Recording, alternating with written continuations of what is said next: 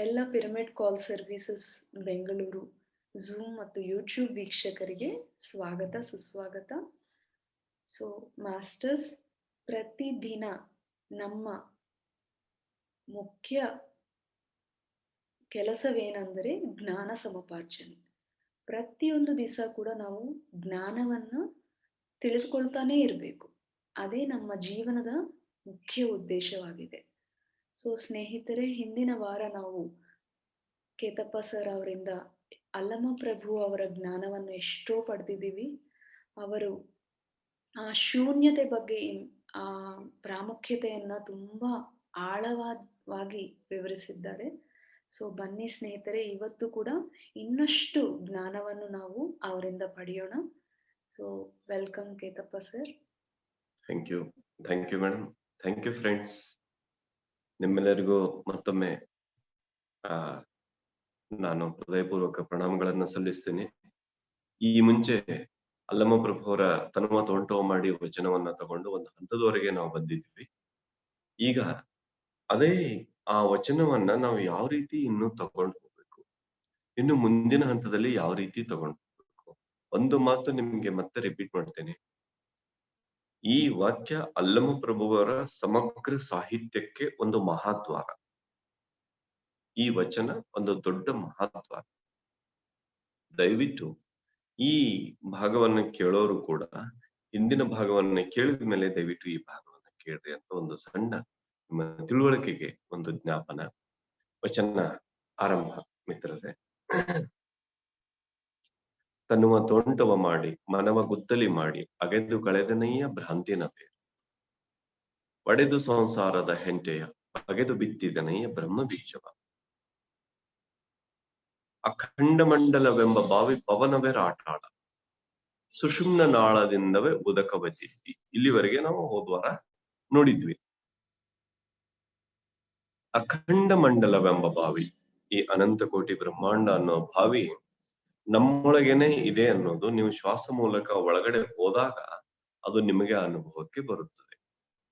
ಆಮೇಲೆ ಪವನವೇ ರಾಟಾಳ, ಇದನ್ನು ಹೇಳಿದೀವಿ ನಿಮ್ಗೆ. ಉಸಿರಾಟನೇ ಗಡಗಡೆ, ಉಚ್ಛ್ವಾಸ ಒಳಗ್ ಹೋಗ್ತೈತಿ, ನಿಶ್ವಾಸ ನೀವು ಹೊರಗೆ ಸಿಗ್ತೀವಿ. ಉಚ್ಛ್ವಾಸ ನಿಶ್ವಾಸ, ಉಚ್ಛ್ವಾಸ ನಿಶ್ವಾಸ. ಆ ಗಾಲಿ ಯಾವತ್ತು ನಿಮ್ಮ ಕೊಡವನ್ನ ಒಳಗ್ ಬಿಡೋದು, ತೆಗೆಯೋದು. ಪವನವೇ ರಾಟಾಳ, ಸುಷುಮ್ನ ನಾಳದಿಂದವೇ ಉದಕವತ್ತಿದ್ದಿ. ನೀರನ್ನ ಹೆಂಗ್ ತೆಗಿತೀರಿ ನೀವು ಅಂದ್ರೆ, ಇಡ ಮತ್ತು ಪಿಂಗಳ ಎರಡು ಕ್ಲೋಸ್ ಆದ್ಮೇಲೆ ಎರಡು ಶೂನ್ಯ ಒಂದು ಬೆಳೆ ಕಾಳಷ್ಟು ಸ್ಥಿತಿಯಲ್ಲಿ ಉಸಿರಾಟ ಇದ್ಮೇಲೆ ಇಲ್ಲಿಂದ ನಿಮ್ಗೆ ಆ ಸುಷುಮ್ನ ಸ್ಥಿತಿ, ಸುಷುಮ್ನ ನಾಡಿಯ ಅನುಭವ, ಮೂರನೇ ಕಣ್ಣಿನ ಅನುಭವ, ಇಲ್ಲಿವರೆಗೆ ನಾವು ಬಂದಿದ್ವಿ. ಇಲ್ಲಿಂದ ಇಲ್ಲಿ ನಮ್ಗೆ ಅನುಭವಗಳು ಸ್ಟಾರ್ಟ್. ಈಗ ಇವತ್ತಿನ ಕಂಟಿನ್ಯೂಯೇಷನ್ ಫ್ರೆಂಡ್ಸ್. ಈಗ ನಮಗೆ ಮೂರನೇ ಕಣ್ಣು ಓಪನ್ ಆದ್ಮೇಲೆ ಇಲ್ಲಿಂದ ನಮ್ಮ ಅನುಭವಗಳು ಸ್ಟಾರ್ಟ್. ಮೊದಲು ನಿಮ್ಗೆ ಕಲರ್ಸ್ ಬರ್ಬೋದು, ಆಮೇಲೆ ದೃಶ್ಯಗಳು ಬರ್ಬೋದು. ಡೀಪ್ ಆಗಿ ನಿಮ್ಗೆ ಋಷಿ ಮುನಿ ದೇವತೆಗಳು ಕಾಣಿಸ್ಬೋದು.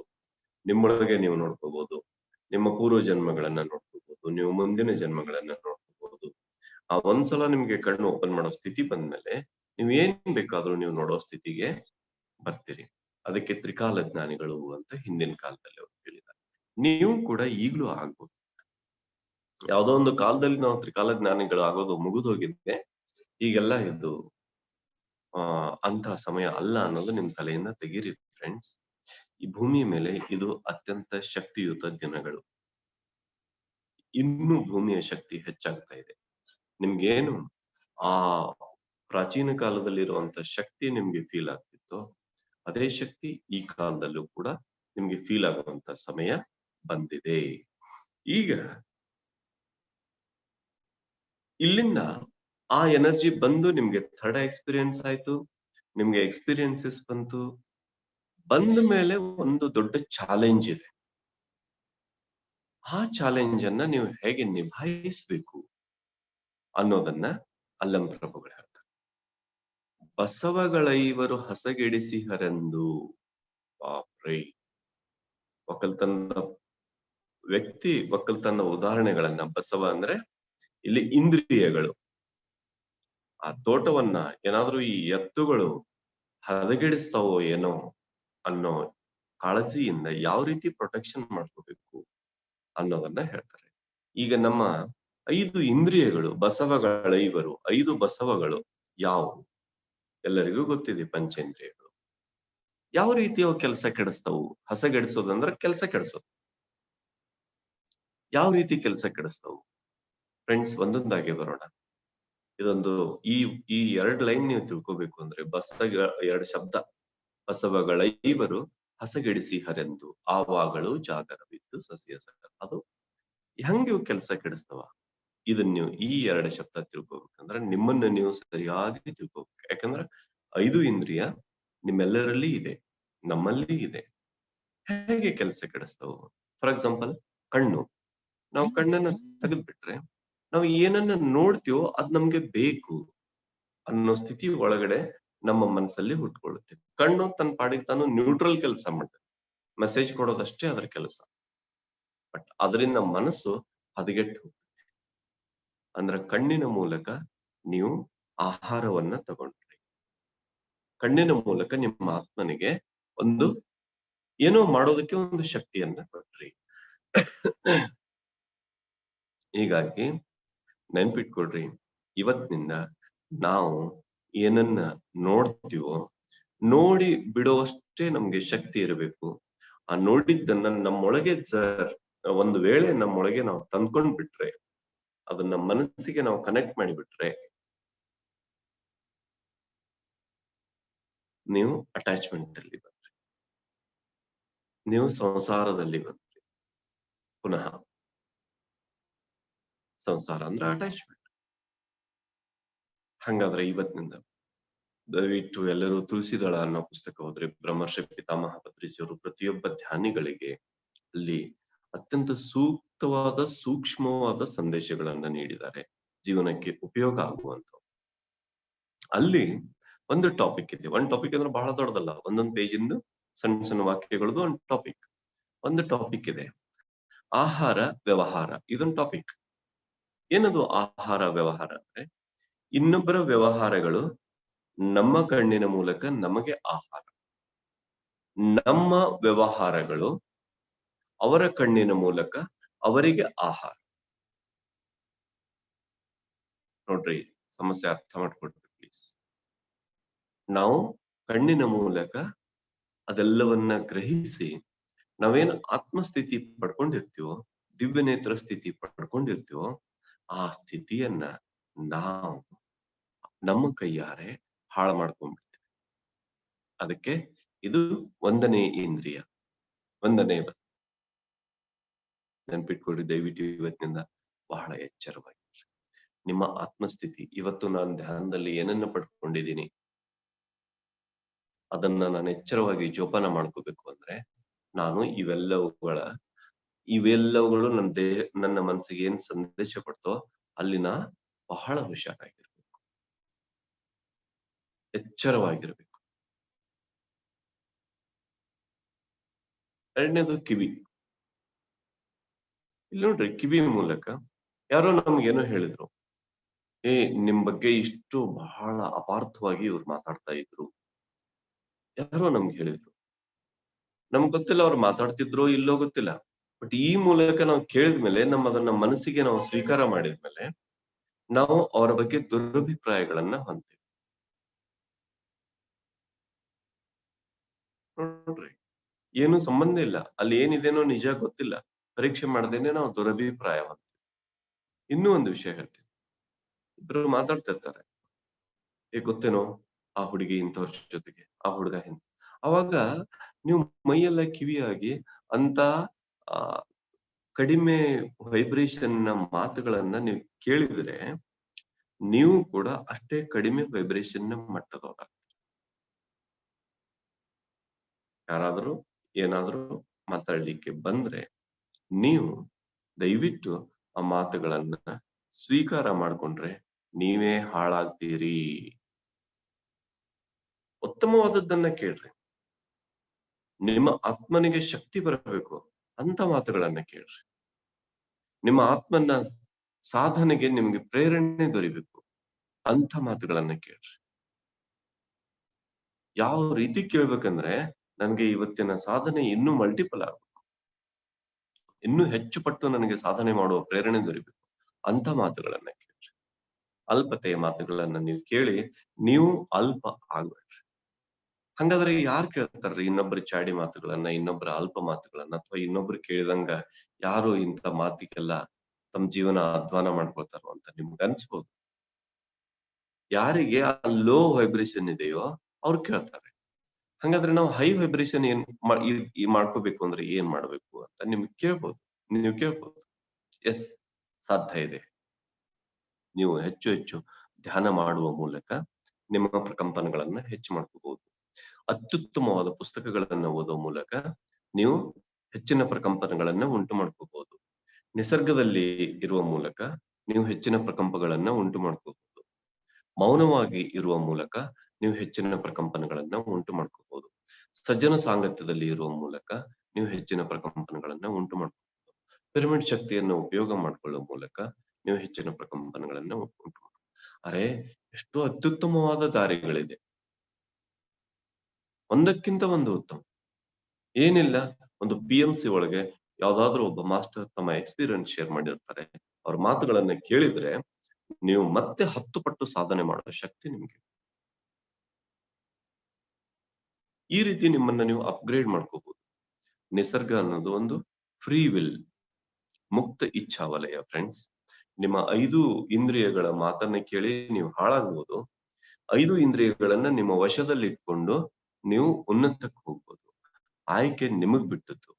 ಆದ್ರೆ ಈ ಆಯ್ಕೆಯಲ್ಲಿ ಅಲ್ಲಮ ಪ್ರಭು ಏನನ್ನ ಆಯ್ಕೊಳ್ತಾರಂದ್ರೆ 5 ಇಂದ್ರಿಯಗಳನ್ನ ಕಂಟ್ರೋಲ್ ಅಲ್ಲಿ ಆವಾಗಲೂ ಜಾಗರವಿದ್ದು, ಅವೇರ್ನೆಸ್ ಅವೇರ್ನೆಸ್ ಅವೇರ್ನೆಸ್ ಆವಾಗಲೂ ಜಾಗರವಿದ್ದು. Very very challenge, very very challenge. ನಾವು ಯಾವತ್ತೂ ಎಚ್ಚರಿರ್ಬೇಕು. ಕಣ್ಣಿನ ಮೂಲಕ ನಮ್ಗೇನ ಆಹಾರ, ಕಿವಿ ಮೂಲಕ ನಮ್ಗೇನ ಆಹಾರ. ನೆಕ್ಸ್ಟ್, ನಾವು ಆಘ್ರಾಣಿಸುವ ಮೂಲಕ ನಾವು ಆಹಾರ ಸ್ವೀಕಾರ ಮಾಡ್ತೀವಿ. ಸರಿ, ಫ್ರಾಗ್ರೆನ್ಸ್ ಇಟ್ಕೊಡ್ರಿ. ನೆಕ್ಸ್ಟ್, ಬಾಯಿಯ ಮೂಲಕ, ಬಾಯಿಯ ಮೂಲಕ 2 ರೀತಿಯ ಆಹಾರವನ್ನ ನಾವು ಸ್ವೀಕಾರ ಮಾಡ್ತೀವಿ. ಒಂದು, ಮಾತಿನಿಂದ ಇನ್ನೊಬ್ಬರಿಗೆ ಆಹಾರವನ್ನ ಒದಗಿಸ್ತೀವಿ. ಇನ್ನೊಂದು, ನಾವು ತಿನ್ನೋ ಆಹಾರದ ಮೂಲಕ ನಾವು ಸ್ವೀಕರಿಸ್ತೀವಿ. ಯೇಸು ಕ್ರಿಸ್ತ ಹೇಳ್ತಾರೆ, what goes into the mouth does not defile the pass, what comes out of the mouth does defile the pass. ನಿಮ್ ಬಾಯೊಳಗೆ ಏನು ಹೋಗುತ್ತೋ ಅದರಿಂದ ಮನುಷ್ಯ ಹಾಳಾಗೋದಿಲ್ಲ, ಅದರಿಂದ ಮನುಷ್ಯ ಕೆಡೋದಿಲ್ಲ. ನಿಮ್ ಬಾಯಿಂದ ಏನ್ ಬರುತ್ತೋ ಅದರಿಂದ ಮನುಷ್ಯ ನೋಡ್ರಿ, ನಿಮ್ಗೆ ಒಳಗೆ ಹೋದದ್ದು ನೀವು ಮಾತ್ರ ಒಬ್ರು ಕೆಡ್ಬೋದು. ನಮ್ ಬಾಯಿಂದ ಒಂದು ನಕಾರಾತ್ಮಕ ಮಾತು ಬಂದ್ರೆ ಇಡೀ ಸಮಾಜ, ಆ ಸಮಾಜದಲ್ಲಿ ಆ ಪ್ರಕಂಪನ ಹಬ್ಬತಾ ಹೋಗ್ತದೆ. ಯಾರ್ದೋ ಒಬ್ಬರು ಮಾತು ಏನೋ ಹೇಳಿದ್ರಿ, ಅದು ಅಲ್ಲಿಗೆ ನಿಲ್ಲೋದಿಲ್ಲ. It goes on, continue. ಒಬ್ರ ಕಿವಿಯಿಂದ ಒಬ್ರ ಕಿವಿಗೆ, ಒಬ್ಬರ ಬಾಯಿಂದ ಇನ್ನೊಬ್ರ ಕಿವಿಗೆ, ಒಬ್ಬರ ಬಾಯಿಂದ ಇನ್ನೊಬ್ರ ಕಿವಿಗೆ. ಇಡೀ ವಾತಾವರಣದಲ್ಲಿ ನಿಮಗೆ ಅನ್ಬಹುದು, ನೀವು ಕಾರ್ಬನ್ ತುಂಬಿದೆ, ಈ ಏರ್ ಪೊಲ್ಯೂಷನ್, ಈ ಫ್ಯಾಕ್ಟರೀಸ್ ಹೆಚ್ಚಾಗಿದೆ, ಈ ಕಾರ್ಬನ್ ಹೆಚ್ಚಾಗಿದೆ, ಈ ಕ್ಲೈಮೇಟ್ ಬಹಳ ಹೀಟ್ ಆಗ್ತಾ ಇದೆ ಅನ್ಬೋದು ನೀವು. ಬಟ್ ಇಲ್ಲಿ ಹೆಚ್ಚು ಪ್ರದೂಷಣ, ಹೆಚ್ಚು ಇಲ್ಲಿ ಪೊಲ್ಯೂಷನ್ ಆಗ್ತಾ ಇರೋದು ಮನುಷ್ಯನ ಆಲೋಚನಾ ತರಂಗಗಳ ಮೂಲಕ ಮತ್ತು ಮಾತಿನ ಮೂಲಕ ಈ ವಾತಾವರಣ ಹದಗೆಟ್ಟಿದೆ. ಅದೇನ್ ಕಾರ್ಬನ್ ನಾವು ಹೆಂಗೋ ಅವಾಯ್ಡ್ ಮಾಡ್ತೀವಿ, ಬಟ್ ಈ ಪ್ರದೂಷಣ ತಡ್ಕೊಳ್ಳೋದು ಬಹಳ ಶಕ್ತಿ ಬೇಕು. ಅದಕ್ಕೆ ದಯವಿಟ್ಟು ಇವತ್ತಿನಿಂದ ನಮ್ಮ ಬಾಯಿಂದ ಎಂತ ಮಾತು ಬರುತ್ತೆ ಅನ್ನೋದನ್ನ ನಾವು ಎಚ್ಚರವಾಗಿ ಎಚ್ಚರವಾಗಿ ಎಚ್ಚರವಾಗಿ ಎಚ್ಚರವಾಗಿ ಮಾತಾಡ್ತೀವಿ. ಈ ಮಾತಾಡೋದಕ್ಕೇನೆ ನಿಮ್ಗೆ ಒಂದು ವಾಕ್ಕ್ಷೇತ್ರ ಅಂತ ಬ್ರಹ್ಮರ್ಷಿ ಪಿತಾಮಹ ಪತ್ರಿಜಿಯವರು ನಿಮಗೆ ಒಂದು ಅದ್ಭುತವಾದ ಪುಸ್ತಕ, ಪುಟ್ಟ ಪುಸ್ತಕ, ಬಟ್ ಜೀವನ ಪೂರ್ತಿ ಆಚರಣೆ ಮಾಡುವಂತ ಪುಸ್ತಕವನ್ನ ಬರೆದಿಟ್ಟಿದ್ದಾರೆ. 10, 20, 30 ಪುಟದ ಪುಸ್ತಕ. ಪ್ರತಿಯೊಬ್ಬ ಮಾಸ್ಟರ್ ಜೀವನದಲ್ಲಿ ಉನ್ನತಿಯನ್ನು ಹೊಂದಬೇಕು ಅನ್ನುವಂತ ಇಚ್ಛೆ ಉಳ್ಳವರು ತಪ್ಪದೆ ಆ ಪುಸ್ತಕವನ್ನ ಕನಿಷ್ಠ ಒಂದು 50 ಸಲನೋ 100 ಸಲನೋ ಓದಿ ಪರ್ಫೆಕ್ಟ್ ಆಗ್ತದೆ. ಒಂದ್ಸಲ 2 ಸಲ ಅಲ್ಲ. ಇಲ್ಲ ಒಂದೇ ಸಲ ಓದಿದ್ರೆ ನಾನು ಅದನ್ನ ಇಂಪ್ಲಿಮೆಂಟ್ ಮಾಡ್ಕೊಳ್ತೀನಿ ಅನ್ನೋಂಥವ್ರಿದ್ರೆ ಒಂದೇ ಸಲ ಓದಿ ಪರ್ಫೆಕ್ಟ್. ಎಲ್ಲಿವರೆಗೆ ನಿಮ್ ಜೀವನದಲ್ಲಿ ಆ ವಾಕ್ಕ್ಷೇತ್ರ ಪರ್ಫೆಕ್ಟ್ ಮಾಡ್ಕೊಳ್ಳೋದಿಲ್ವೋ ಅಲ್ಲಿವರೆಗೆ ನಿಮ್ಮ ಸಾಧನೆ ಅದೇ ಸ್ಥಿತಿನಲ್ಲಿ ಇರುತ್ತೆ. ಅದು ಶೂನ್ಯನೂ ಅನ್ಲಿಕ್ಕೆ ಬರೋದಿಲ್ಲ, ಉನ್ನತನೂ ಅನ್ಲಿಕ್ಕೆ ಬರೋದಿಲ್ಲ. ನೀವಿನ್ನೂ ಕೆಳಗೆ ಹೋಗ್ಬೋದು ಹೊರತು ಹೆಚ್ಚಿಗೆ ಬರೋದಕ್ಕಾಗುತ್ತೆ. ದಯವಿಟ್ಟು ಈ ವಾಕ್ ಇಂದ್ರಿಯ ಕುರಿತು ಬಹಳ ಎಚ್ಚರದಿಂದ ಇರಿ.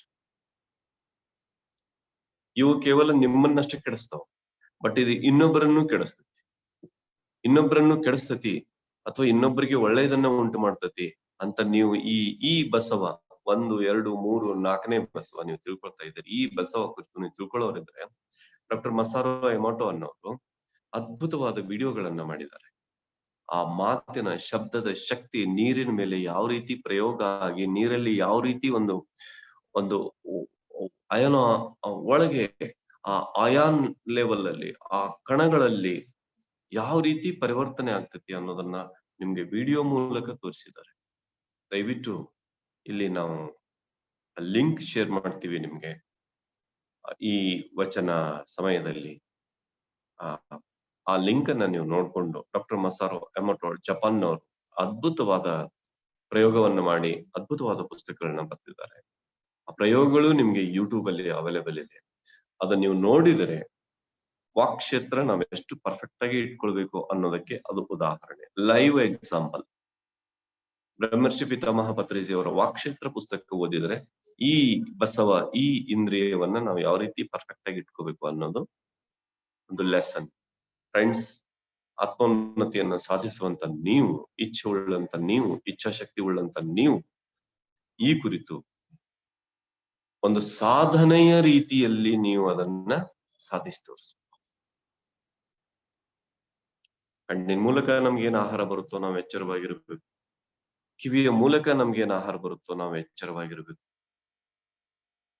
ಆಘ್ರಾಣಿಸುವ ಮೂಲಕ ನೀವು ಯಾವ ರೀತಿ ಆಹಾರ ಪ್ರಚೋದನಕಾರಿ ಇದೆಯೋ, ಧ್ಯಾನಕ್ಕೆ ಅನುಕೂಲವಾಗುವಂತದ್ದಿದೆಯೋ ಅದನ್ನ ನೀವು ಎಚ್ಚರವಾಗಿರ್ಬೇಕು. ದಯವಿಟ್ಟು ಇಲ್ಲಿ 2 ಇದು ಒಳಗೆ ಹೋಗುವಾಗ ಶುದ್ಧವಾದ ಆಹಾರ, ಸಾತ್ವಿಕ ಆಹಾರ, ಹಿತಮಿತವಾದ ಆಹಾರ, ಶಾಕಾಹಾರ, ಬೆಳ್ಳುಳ್ಳಿ ಇಲ್ಲದೆ ಇರುವಂತ ಆಹಾರ, ಮಶ್ರೂಮ್ ಇಲ್ಲದೆ ಇರುವಂತ ಶಾಕಾಹಾರ.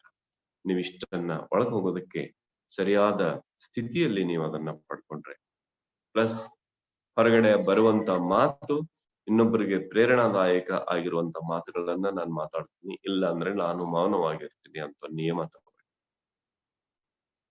ಇನ್ನು 3ನೇದು ಸ್ಪರ್ಶೇಂದ್ರಿಯ. ನಮ್ಗೆ ಒಳ್ಳೆ ಒಂದು ಮೆತ್ತನೆ ಸ್ಪರ್ಶ ಬೇಕು ಮನುಷ್ಯನಿಗೆ ಅನ್ನೋ ಚಡಪಡಿಕೆ, ಅದು ಕೂಡ ನಮ್ಮನ್ನ ಕೆಳಗೆ ತರೋ ಸ್ಥಿತಿಯಲ್ಲಿ. ನಾವು ಸಾಧನೆಗೆ ಏನ್ ಬೇಕೋ ಅದನ್ನ ಕಾಪಾಡಿಕೊಂಡು ನಾವು ಉನ್ನತ ಸ್ಥಿತಿಗೆ ಹೋಗ್ಬೇಕು. ಇದನ್ನ ಪ್ರತಿಯೊಬ್ಬರು ನೆನ್ಪಿಟ್ಕೊಳ್ಬೇಕು. ಬಸವಗಳ ಇವರು 5 ಇಂದ್ರಿಯಗಳು ನಿಮ್ಗೆ ಅರ್ಥ ಆಯ್ತು ಅನ್ಕೋತೇನೆ. ಇಲ್ಲ ಅಂದ್ರೆ ಇದು ಮುಗಿದ್ಮೇಲೆ ಇನ್ನೊಂದು ಸಮಯದಲ್ಲಿ ನಾವ್ ಏನನ್ನ ಒಂದು ಚರ್ಚೆ ಅಂತ ಇಟ್ಕೊಳ್ತೀವೋ ಆ ಚರ್ಚೆ ಟೈಮಲ್ಲಿ ಬಹುಶಃ 3ನೇ ವಿಡಿಯೋ ಅಂತ ಇಟ್ಕೊಳ್ಳೋಣ. ಈಗ ಆ ಚರ್ಚೆ ಟೈಮಲ್ಲಿ ನೀವು ಪ್ರಶ್ನೆಗಳನ್ನ ಕೇಳಿದ್ರೆ ಈ ಕುರಿತು ಇನ್ನೂ ಡೀಟೇಲ್ ಆಗಿ ನಿಮಗೆ ಹೇಳ್ಬಹುದು. ಮತ್ತೆ ಈ ವಿಡಿಯೋ ರಿಪೀಟ್ ಆಗಿ ಕೇಳಿ 10 ನಿಮಿಷ 20 ನಿಮಿಷ ಇದರಲ್ಲಿ ಆಗಿರೋದನ್ನ. ಬಸವಗಳ ಇವರು ಹಸಗೆಡಿಸಿ ಹರೆಂದು ಆವಾಗಳು ಜಾಗರವಿತ್ತು. ನೋಡ್ರಿ, 5 ಇಂದ್ರಿಯಗಳು ಏನಾದ್ರೂ ಕೆಲಸ ಕೆಡಿಸಿ ನನ್ನ ಗತಿ ಏನು, ನನ್ನ ಆತ್ಮಸ್ಥಿತಿ ಬಂದಿದೆ, ನನ್ನ ಆತ್ಮನ ದರ್ಶನ ಆಗಿದೆ, ನನಗೆ ದಿವ್ಯ ನೇತ್ರ ಓಪನ್ ಆಗಿದೆ. ಆದ್ರೆ 5 ಇಂದ್ರಿಯಗಳು ಯಾವಾಗ ನನ್ನ ಎಲ್ಲ ಇದು ಕೆಲಸ ಕೆಡಿಸ್ತಾವೋ ಏನೋ ಅನ್ನೋ ಒಂದು ಕಾಳಜಿಯಿಂದ ಆವಾಗಳೂ ಜಾಗರವಿದ್ದು, ದಿಸ್ ಇಸ್ ಮೋಸ್ಟ್ ಇಂಪಾರ್ಟೆಂಟ್. ಎಲ್ಲರೂ ಧ್ಯಾನ ಮಾಡ್ತಾರೆ, ಸುಮಾರು ಕೋಟ್ಯಾಂತರ ಜನ ಧ್ಯಾನ ಮಾಡ್ತಾ ಇದ್ದಾರೆ. ಈ ಮಾತು ಧ್ಯಾನ ಮಾಡೋರಿಗೂ ಕೂಡ ಅಪ್ಲೈ, ಧ್ಯಾನ ಮಾಡದೆ ಇನ್ನೂ ಆರಂಭ ಮಾಡೋರಿಗೂ ಕೂಡ ಅಪ್ಲೈ. ಅವೇರ್ನೆಸ್ ಅನ್ನೋದು ಬಹಳ ದೊಡ್ಡ ಸಾಧನೆ. ಜಾಗರೂಕತೆ ಅನ್ನೋದು ಬಹಳ ದೊಡ್ಡ ಸಾಧನೆ. ಒಂದು ಸಲ ನಮ್ಗೆ ಜಾಗರೂಕತೆ ಬಂದ್ರೆ ನಮ್ಮಿಂದ ಯಾವುದೇ ರೀತಿಯಲ್ಲಿ ತಪ್ಪಾಗುವ ಸಂಭವವೇ ಇಲ್ಲ ಇಲ್ಲ ಇಲ್ಲ. ನಮ್ಮ ವರ್ಡ್ಸ್, ನಮ್ಮ ಥಾಟ್ಸ್, ನಮ್ಮ ಡೀಡ್ಸ್, ನಮ್ಮ ವಚನ, ನಮ್ಮ ವಿಚಾರ ಮತ್ತು ನಮ್ಮ ಆಚಾರ ಇವು ಯಾವತ್ತೂ ತಪ್ಪೋದಕ್ಕೆ ಸಾಧ್ಯ ಇರೋದಿಲ್ಲ.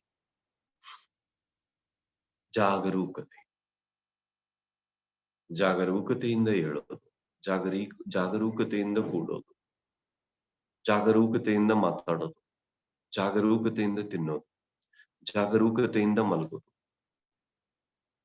ಏನ್ ಮಾಡಿದ್ರು ಜಾಗರೂಕತೆ.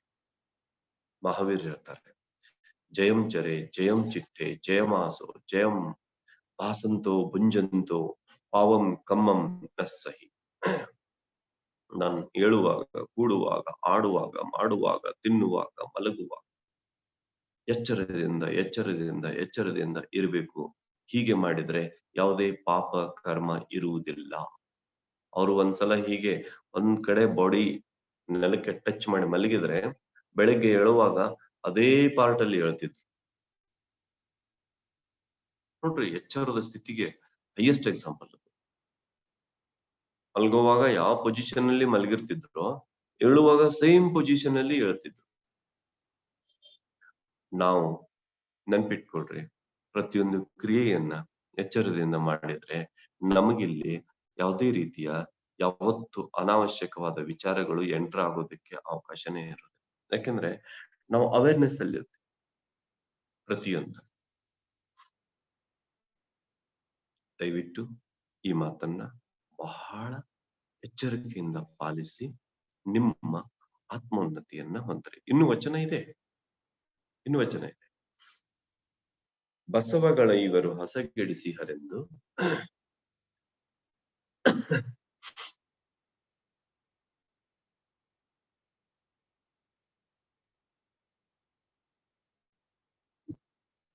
Madam, is it continue? Is it correct?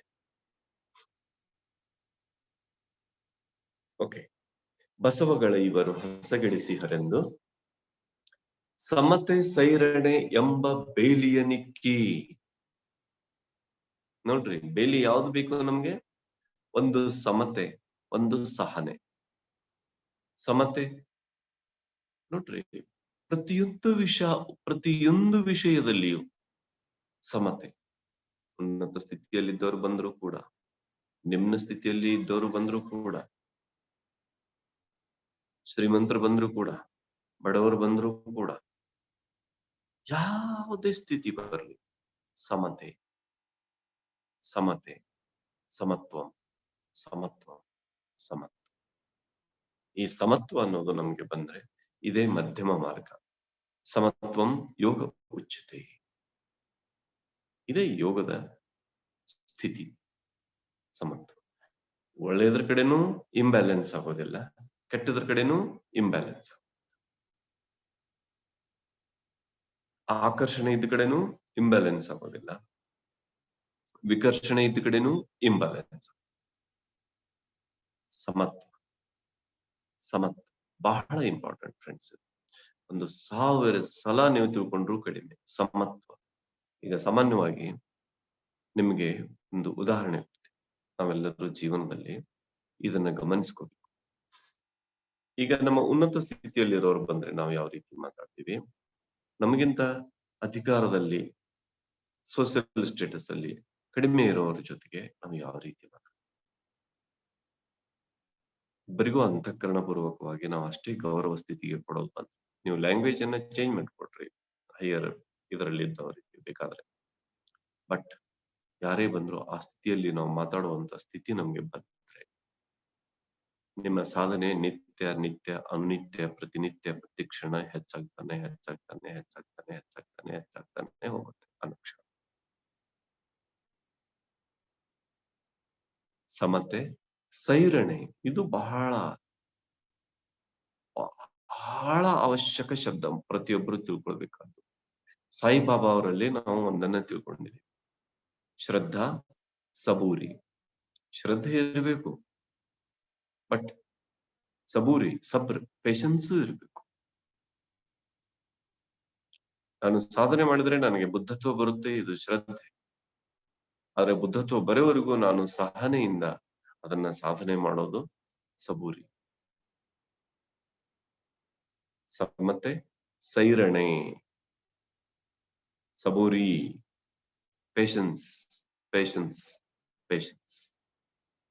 Patience ಅನ್ನೋದು ಒಂದು ಲೈಫಲ್ಲಿ ಒಂದು ಕಲಿಲೇಬೇಕಾದ, ಅನಿವಾರ್ಯವಾಗಿ ಅದನ್ನ ಅಧಿಗಮಿಸಲೇಬೇಕಾದ ಅತ್ಯಂತ ಮಹತ್ವಪೂರ್ಣ ಆಧ್ಯಾತ್ಮಿಕ ಪಾಠ.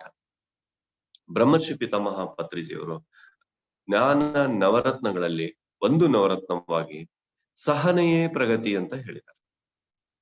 ನಿಮ್ ಪ್ರಗತಿ ಬೇರೇನೂ ಅಲ್ಲ, ನಾನೇನೋ ಮಹಾ ಸಾಧನೆ ಮಾಡಿದೆ, ನಾನೇನೋ ಮಹಾ ಪಡ್ಕೊಂಡೆ, ಇದು ನಿಮ್ಮ ಪ್ರಗತಿ ಅಲ್ಲ. ನೀವೆಷ್ಟು ಸಹನಶೀಲತೆಯಿಂದ ಇದ್ರಿ ಅನ್ನೋದೇ ಅಷ್ಟೇ ಪ್ರಗತಿ. That is progress. ಸರ್ 30 ವರ್ಷದಿಂದ ಅವರ ಜೀವನದ ಭೌತಿಕ ಸ್ಥಿತಿಯಲ್ಲಿ ಏನೂ ಸುಧಾರಣೆ ಆಗಿಲ್ಲ ಸರ್, ಅದೇ ಸ್ಥಿತಿನಲ್ಲಿದ್ದಾರೆ ಸರ್. ಆದ್ರೂ ಅವರು ತಪ್ಪದೇ ಧ್ಯಾನ ಮಾಡ್ತಾ ಇದ್ದಾರೆ ಸರ್, ಮತ್ತು ಪ್ರತಿಯೊಂದು ರೀತಿಯಲ್ಲೂ ಜಾಗರೂಕವಾಗಿದ್ದಾರೆ. ಆದ್ರೆ ಅವ್ರಿಗೆ ಏನೂ ಪ್ರಗತಿ ಕಂಡು ಬಂದಿಲ್ಲ ಸರ್ ಭೌತಿಕವಾಗಿ. ನಿನ್ನೆ ಮೊನ್ನೆ ಬಂದವರೆಲ್ಲ ಅತ್ಯುತ್ತಮವಾದ ಪ್ರಗತಿ ಕಂಡಿದ್ದಾರೆ. ಎಸ್, 30 ವರ್ಷದಿಂದ ಅವರು ಸಹನೆಯಿಂದ ಅದನ್ನ ವೇಟ್ ಮಾಡ್ತಾ ಇದ್ದಾರಲ್ಲ, ಅದನ್ನ ಸಾಧನೆ ಮಾಡ್ತಾ ಇದ್ದಾರಲ್ಲ, ಅದು ಅವರ ನಿಜವಾದ ಪ್ರಗತಿ. ಸಹನೆಯೇ ಪ್ರಗತಿ. ಜ್ಞಾನ ನವರತ್ನಗಳು, ಅದರಲ್ಲಿ ಒಂದು ರತ್ನ ಸಮತೆ, ಸೈರಣೆ. ಸಮತ್ವ ಮತ್ತು ಸಹನಶೀಲತೆ ಇವೆರಡರ ಬೇಲಿಯ ನಿಕ್ಕಿ.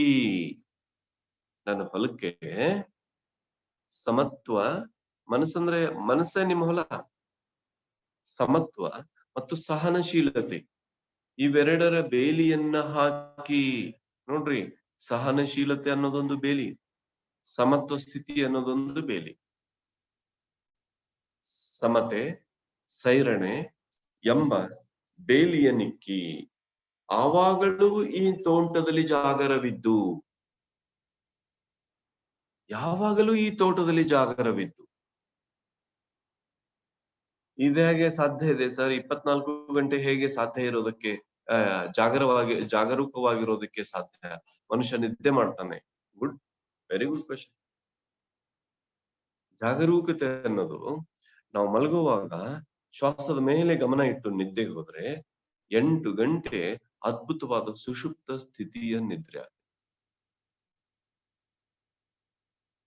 ನೆನ್ಪಿಟ್ಟು, ಮಲಗುವಾಗ ಶ್ವಾಸದ ಮೇಲೆ ಗಮನ, ಹೇಳುವಾಗ ಶ್ವಾಸದ ಮೇಲೆ. ಆವಾಗ ನಿಮ್ಗೆ ಮಲಗಿದಾಗಲೂ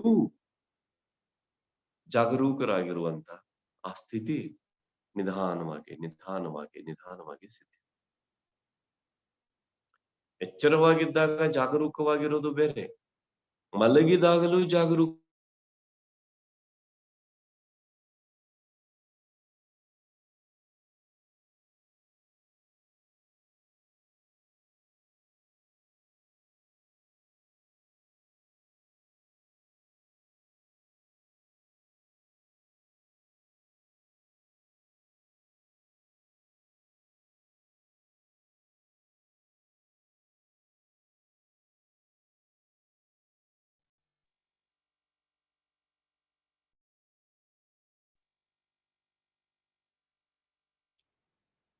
ಮಲಗಿದ್ರು ಕೂಡ, ಎಚ್ಚರವಾಗಿದ್ರು ಕೂಡ ನೀವು ಆ ಸ್ಥಿತಿಗೆ ಬರ್ತಿರ್ರಿ.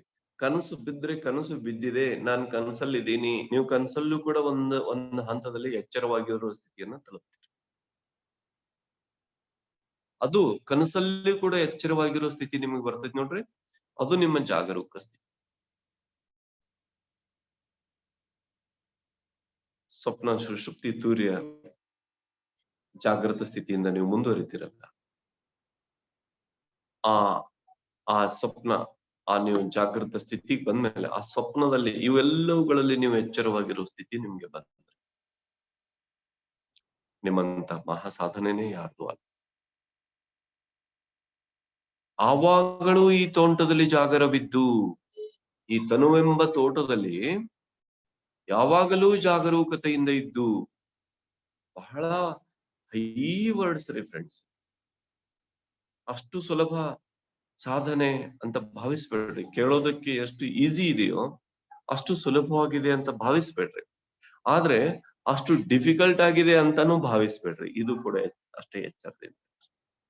ಒಮ್ಮೆ ನಮ್ಗೆ ಅವೇರ್ನೆಸ್ ಇರುವಂತ ಆ ಕಲೆ ಸಿದ್ಧಿಸ್ಬಿಟ್ರೆ ಅಥವಾ ಆ ಕ್ಲೂ ನಮ್ಗೆ ಸಿಕ್ಬಿಟ್ರೆ ನಾವು ಸದಾ ಕಾಲ ಎಚ್ಚರದಿಂದ ಇರ್ತೀವಿ. ಸದಾ ಕಾಲ ಎಚ್ಚರದಿಂದ ಇರ್ತೀವಿ. ನಾನು ನಿಮ್ಮಿಂದ ಬಯಸೋದು ಇದನ್ನೇ. ಅಲ್ಲಮನ ಆ ಶೂನ್ಯ ಸ್ಥಿತಿಗೆ ನಾವು ಹೋಗ್ಬೇಕು. ಅಲ್ಲವನ್ನು ಪಡ್ಕೊಂಡಂತ ಆ ಶೂನ್ಯ ಸ್ಥಿತಿಗೆ ನಾವು ಹೋಗ್ಬೇಕು ಅಂದ್ರೆ ನಾವು ಕೂಡ ಅವರು ಈ ವಚನದಲ್ಲಿ ನಮಗಾಗಿ ಉನ್ನತ ಹಂತವನ್ನ ತಲುಪೋದಕ್ಕೆ ಮಾರ್ಗದಲ್ಲಿ ಕ್ಲೂಗಳನ್ನ ಬಿಟ್ಟಿದ್ದಾರೆ, ಸುಳಿವುಗಳನ್ನ ನೀಡಿದ್ದಾರೆ.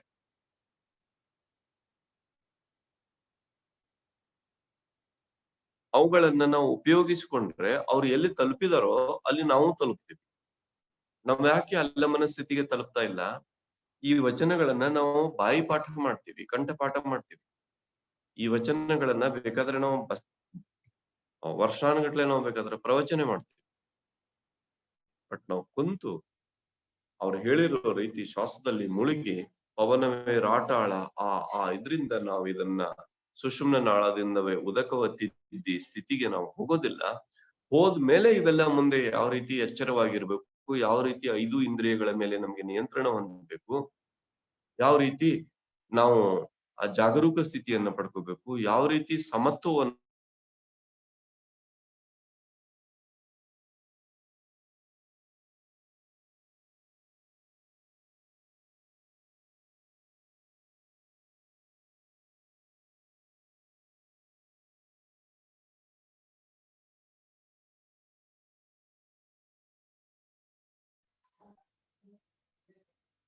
ಯಾವ ರೀತಿ ನಾವು ಆ ಎಚ್ಚರದ ಸ್ಥಿತಿಯನ್ನ ಪಡ್ಕೋಬೇಕು, ನಾವು ಒಂದೊಂದಾಗಿ ತಿಳ್ಕೊಂತ ಹೋಗ್ತೀವಿ. ನಾವ್ ಯಾಕೆ ಇದನ್ನ ಒಂದೊಂದಾಗಿ ತಿಳ್ಕೊಂತ ಹೋಗಿಲ್ಲ ಅಂದ್ರೆ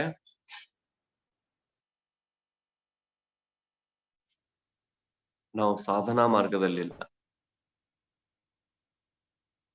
ಮಾತಿನ ಮಾರ್ಗದಲ್ಲಿದ್ದೀವಿ, ಕೃತಿಯ ಮಾರ್ಗದಲ್ಲಿಲ್ಲ.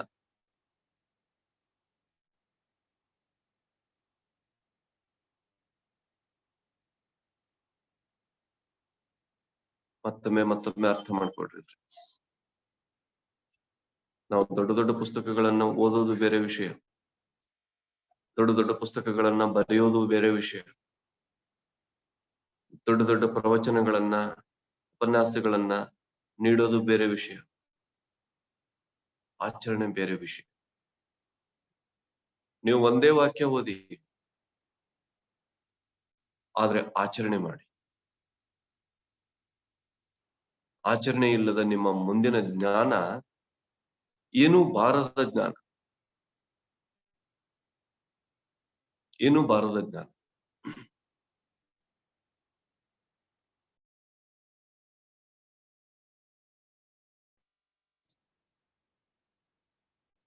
ಆಚರಣೆ ಇಲ್ಲದ ಜ್ಞಾನ ಏನು ಮಾತಿಗೆ ಬಾರದ ಜ್ಞಾನ. ಒಂದು ಉದಾಹರಣೆ ಕೊಡ್ತೇನೆ. ಈ ವಚನವನ್ನ ನೀವು ಒಂದು ಮಹಾದ್ವಾರ ಅಂತ ತಗೊಳ್ಳೋ ಸಲುವಾಗಿ ಕೌರವ ಪಾಂಡವರು ದ್ರೋಣಾಚಾರ್ಯ ಹತ್ರ ವಿದ್ಯೆಯನ್ನ ಕಲಿತಿರ್ಬೇಕಾದ್ರೆ ಎಲ್ಲರೂ ಮುಂದಿನ ಪಾಠಕ್ಕೆ ಹೋಗಿದ್ರು. ಭೀಮನು ಕೂಡ ಮುಂದಿನ ಪಾಠಕ್ಕೆ ಹೋಗಿದ್ದ. ಆದ್ರೆ ಧರ್ಮರಾಜ ಇನ್ನು ಮೊದಲನೇ ಪಾಠದಲ್ಲಿದ್ದ. ದ್ರೋಣಾಚಾರ್ಯರು ಕೇಳ್ತಾರೆ, ಏನಪ್ಪ ಧರ್ಮರಾಜ, ಎಲ್ಲರಿಗಿಂತ ನೀನು ಜಾಣ ಆಗಿದ್ರು ಕೂಡ ನೀನೇ ಇನ್ನು 1ನೇ ಪಾಠದಲ್ಲಿದೆ, ಮುಂದಿನ ಪಾಠದಲ್ಲಿ ನೀನು ಹೋಗಿಲ್ಲ ಅಂದಾಗ ಧರ್ಮರಾಜ ಅದನ್ನ ತಗೊಂಡ್ ಬಂದು ದ್ರೋಣಾಚಾರ್ಯರಿಗೆ ಕೇಳ್ತಾನೆ, ಗುರುಗಳೇ, ನನಗೆ ಈ ಪಾಠನೇ ತಿಳಿತಾ ಇಲ್ಲ. ಸತ್ಯ ಮಾತಾಡೋದು ಅರ್ಥ ಆಗ್ತೈತಿ, ಸತ್ಯ ಪಾಠದ ಹೆಸರು ಸತ್ಯ. ಆದ್ರೆ ಸತ್ಯದಲ್ಲಿ ಇರುವುದಂದ್ರೆ ಹೆಂಗೆ ಮತ್ತು ಸತ್ಯ ಸಾಕ್ಷಾತ್ಕಾರ ಹೆಂಗ್ ಮಾಡ್ಕೋಬೇಕು, ನಾವು ಸತ್ಯ ಹೆಂಗ್ ಕಾಣಿಸ್ತೈತಿ ನಮ್ಗೆ. ಆವಾಗ ಧರ್ಮರಾಜಗೆ ದ್ರೋಣಾಚಾರ್ಯರು ಒಂದು ಅದ್ಭುತವಾದ ಉತ್ತರ ಕೊಡ್ತಾರೆ. ನಿನಗೆ ಮುಂದಿನ ಪಾಠಗಳ ಅವಶ್ಯಕತೆ ಇಲ್ಲ ಧರ್ಮರಾಜ. ಯುಧಿಷ್ಠಿರ, ಇದೊಂದು ಪಾಠನ ಮಾಡು, ಮುಂದಿನ ಎಲ್ಲಾ ಪಾಠಗಳು ಇದೊಂದೇ ಪಾಠದಲ್ಲಿದೆ. ಅದಕ್ಕೆ ದ್ರೋಣಾಚಾರ್ಯರಿಗೆ ಯಾರ ಮಾತಿನ ಮೇಲೂ ವಿಶ್ವಾಸ ಇಲ್ಲ, ಮಾತ್ರ ಧರ್ಮರಾಜ ಯುಧಿಷ್ಠಿರನ ಮಾತಿನ ಮೇಲೆ ಮಾತ್ರ ವಿಶ್ವಾಸ. ಸಮತೆ ಸೈರಣೆ ಎಂಬ ಬೇಲಿಯ ನಿಕ್ಕಿ. ಒಮ್ಮೆ ನಿಮಗೆ ಪೇಶನ್ಸ್ ಬಂತು, ಒಮ್ಮೆ ನಿಮ್ಗೆ 5 ಇಂದ್ರಿಯಗಳನ್ನ ಹಿಡಿತದಲ್ಲಿ ಇಟ್ಕೊಳ್ಳೋ ಸ್ಥಿತಿ ಬಂತು. ಒಮ್ಮೆ ನಿಮ್ಗೆ ಸಮತ್ವ ಬಂತು. ಅಂದ್ರೆ ನೀವು ಯುಧಿಷ್ಠಿರ ಹೇಗೆ 1ನೇ ಪಾಠವನ್ನ ಸರಿಯಾಗಿ ಅರ್ಥ ಮಾಡ್ಕೊಂಡು, ಹಾಗೆ ನಿಮ್ಗೆ ಇಡೀ ಅಲ್ಲಮ ಪ್ರಭುವಿನ ಶೂನ್ಯ ಸಿಂಹಾಸನ ಸ್ಥಿತಿಗೆ ನೀವು ಹೋಗೋದಕ್ಕೆ ನಿಮ್ಗೆ ಸಂಪೂರ್ಣವಾಗಿ ಎಲ್ಲವೂ ಅರ್ಥವಾಯ್ತು. ಈ ಪ್ರಕ್ರಿಯೆಯನ್ನ ನಿಮ್ಮ ಜೀವನದಲ್ಲಿ ನೀವು ಸರಿಯಾಗಿ ಅಳವಡಿಸಿಕೊಂಡ್ರೆ ನೀವು ಕೂಡ ಶೂನ್ಯ ಸಿಂಹಾಸನಾಧೀಶ್ವರ. ಬರೆದಿಟ್ಕೊಂಡ್ಬಿಡ್ರಿ ಈ ವಿಷಯ. ನೀವು ಕೂಡ ಶೂನ್ಯ ಸಿಂಹಾಸನಾಧೀಶ್ವರ. ಬರೆದಿಟ್ಕೊಂಡ್ಬಿಡ್ರಿ ಈ ವಿಷಯ. ನೀವು ಕೂಡ ಶೂನ್ಯ ಸಿಂಹಾಸನಾಧೀಶ್ವರ. ನೆನ್ಪಿಟ್ಕೊಂಡ್ಬಿಡ್ರಿ ಈ ವಿಷಯ.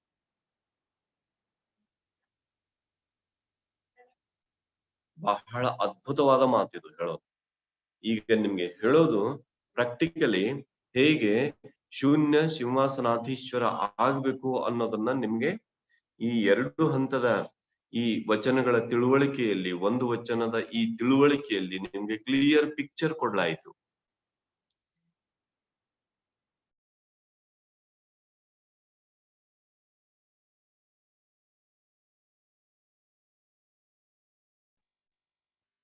ನೀವು ಸಂಪೂರ್ಣವಾಗಿ ಈ ಚಿತ್ರಣವನ್ನ ಕೊಟ್ಟದ್ದನ್ನ ನಿಮ್ಮ ಜೀವನದಲ್ಲಿ ಅಳವಡಿಸಿಕೊಳ್ಳಿ.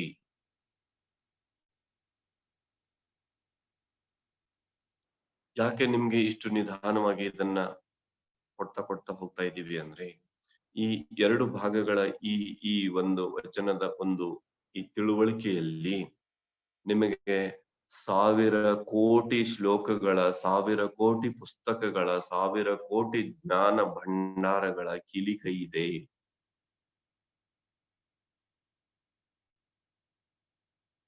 ಇದನ್ನ ಒಮ್ಮೆ ನೀವು ಅರ್ಥ ಮಾಡ್ಕೊಂಡು ಓಪನ್ ಮಾಡ್ಕೊಂಡ್ರೆ, ಇದನ್ನ ಒಮ್ಮೆ ನೀವು ಅರ್ಥ ಮಾಡ್ಕೊಂಡು ನಿಮ್ಮ ಶ್ವಾಸದೊಂದಿಗೆ ಒಂದಾಗೋ ಕಲೆಯನ್ನ ನೀವು ಸಿದ್ಧಿಸಿಕೊಂಡ್ರೆ, ಇದನ್ನ ನೀವು ಅರ್ಥ ಮಾಡ್ಕೊಂಡು ನಿಮ್ಮ ಪಂಚೇಂದ್ರಿಯಗಳ ಆ ಚಟುವಟಿಕೆಗಳನ್ನ ಅರ್ಥ ಮಾಡ್ಕೊಂಡು ನೀವು ಅವುಗಳನ್ನ ಹಿಡಿತದಲ್ಲಿ ಇಟ್ಕೊಳ್ಳೋ ಸ್ಥಿತಿಗೆ ಬಂದ್ರೆ, ಇದನ್ನ ಅರ್ಥ ಮಾಡ್ಕೊಂಡು ಸಮತ್ವ ಮತ್ತು ಸಹನಶೀಲತೆಯನ್ನ ನೀವು ಅರ್ಥ ಮಾಡ್ಕೊಂಡ್ರೆ,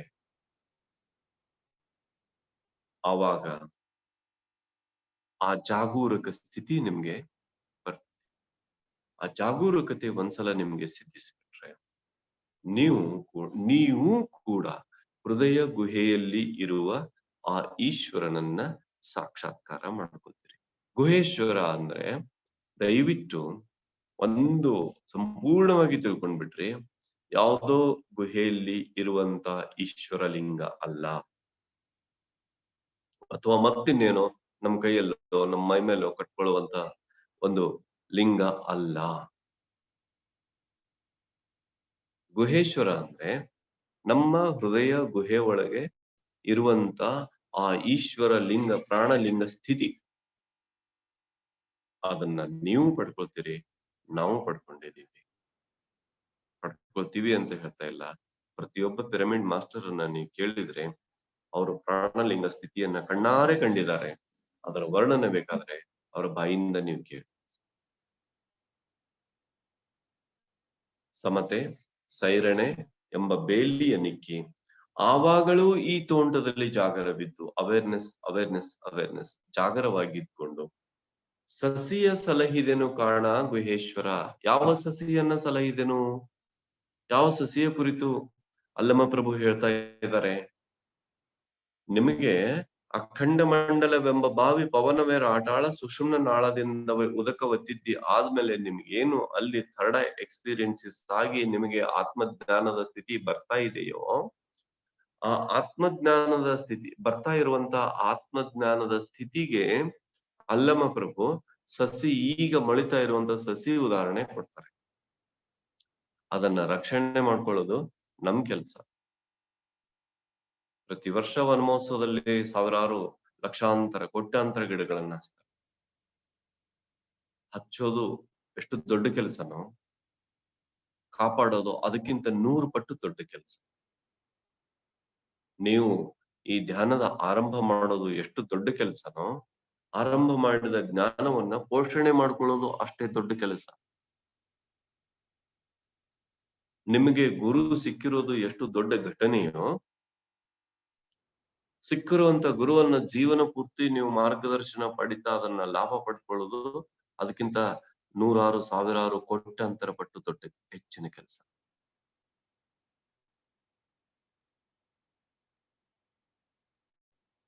ಆವಾಗಳೂ ಜಾಗರವಿದ್ದು ಸಸಿಯ ಸಲಹಿದೆನು ಕಾರಣ ಗುಹೇಶ್ವರ. ಈಗ ತಾನೇ ಬೆಳೆದಕ್ಕದು. ಈಗ ನನಗೆ ಗಾಡ್ಸ್ ಕಾಣಿಸ್ತಾ ಇದ್ದಾರೆ, ದೇವತೆಗಳು ಕಾಣಿಸ್ತಾ ಇದ್ದಾರೆ, ಈಗ ಋಷಿಮುನಿಗಳು ಕಾಣಿಸ್ತಾ ಇದ್ದಾರೆ, ನನ್ ಜೊತೆಗೆ ಮಾತಾಡ್ತಾ ಇದ್ದಾರೆ, ನನಗೆ ಸಂದೇಶ ಕೊಡ್ತಾ ಇದ್ದಾರೆ. ಬಟ್ ನಾನ್ ಕಣ್ ತೆಗೆದು ನನ್ನ 5 ಇಂದ್ರಿಯಗಳ ಹಿಡಿತದಲ್ಲಿ ವಶದಲ್ಲಿ ನಾನ್ ಬಿದ್ರೆ, ನಾನೇನ್ ಆ ಸ್ಥಿತಿಯಲ್ಲಿ ಒಳಗ್ ಹೋಗ್ತಾ ಇದ್ದೀನೋ, ನಾನು ಇವತ್ತಿನಿಂದ ಒಳಗ್ ಹೋಗೋದಕ್ಕೆ ಸಾಧ್ಯ ಆಗೋದಿಲ್ಲ. ಇನ್ನೂ ಹೆಚ್ಚು, ಇನ್ನೂ ಹೆಚ್ಚು, ಇನ್ನೂ ಹೆಚ್ಚು ಪ್ರತಿದಿನ ನಾನು ಒಳಗ್ ಹೋಗೋದಕ್ಕೆ ಸಮರ್ಥ ಆದ್ರೆ ಅದರಂತ ಅದ್ಭುತ ಸ್ಥಿತಿಯೇ ಯಾವುದೂ ಇಲ್ಲ. ಅದರಂತ ಪರಮ ಪವಿತ್ರ ಸ್ಥಿತಿಯೇ ಯಾವುದೂ ಇಲ್ಲ. ಅದರಂತ ಪರಮ ಸಾರ್ಥಕದ ಸ್ಥಿತಿಯೇ ಯಾವುದೂ ಇಲ್ಲ. ಸಾರ್ಥಕತೆಯ ಸ್ಥಿತಿಯೇ ಯಾವುದೂ ಇಲ್ಲ. ಇದರಿಂದ ನಾವು ಏನ್ ಮಾಡೋದಕ್ಕೆ ಸಾಧ್ಯ ಇದೆ? ಇನ್ನೇನ್ ತಾನೇ ಬೇಕು ನಿಮಗೆ? ನೀವು ಕೂಡ ಶೂನ್ಯ ಸಿಂಹಾಸನಾಧೀಶ್ವರ. ಅಲ್ಲಮ ಪ್ರಭು ಒಬ್ಬರೇ ಅನುಭವ ಮಂಟಪದ ಅಧ್ಯಕ್ಷ ಅಲ್ಲ, ನಾವು ಪ್ರತಿಯೊಬ್ಬರು ಕೂಡ ಅನುಭವ ಮಂಟಪದ ಅಧ್ಯಕ್ಷ. ಪ್ರತಿಯೊಬ್ಬರು ಕೂಡ.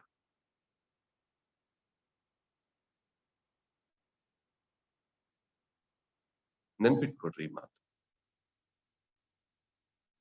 ನಿಮಗೆ ಶೂನ್ಯ ಸಿಂಹಾಸನ ಆ ಅಧೀಶ್ವರ ಸ್ಥಿತಿ ಬರ್ಲಿ, ನೀವು ಕೂಡ ಶೂನ್ಯ ಸಿಂಹಾಸನದ ಮೇಲೆ ವಿರಾಜಮಾನರಾಗ್ರಿ ಅನ್ನೋ ಈ ರಹಸ್ಯದ ಬೀಗದ ಕೈಗಳನ್ನ ಉಪಯೋಗಿಸಿ ನಿಮ್ಗೆ ಬೀಗವನ್ನ ಓಪನ್ ಮಾಡಿ ಆ ಮಹಾದ್ವಾರದಲ್ಲಿ ನಿಮ್ಮೊಳಗೆ ಕರ್ಕೊಂಡು ತಂದು ಇವತ್ತು ಬಿಡಲಾಯಿತು.